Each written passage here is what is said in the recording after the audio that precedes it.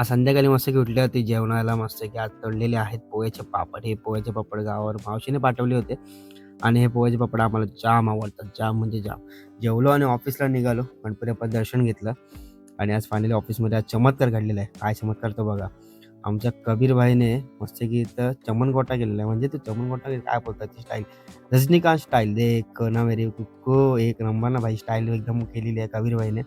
काय होता कारण तर आम्हाला सुद्धा माहिती नाही. पण स्टाईल मारत होता.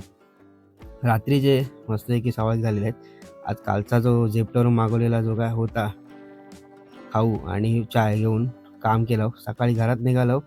बघतो तर काय सीट ओली होती. कारण की रात्री दव पडला होता. म्हणजे थंडी पडायला सुरुवात झालेली आहे. मग काय घराकडे निघालो आणि सूर्यदेवाचं दर्शन घेतलं. म्हटलं चला आजचा दिवस इथंच संपतोय. आज काम जास्त होतं त्याच्यामुळे काय व्हिडिओच्या भानगडीत पडलो नाही. आता फायनली घरी जातो आणि गुड नाईट.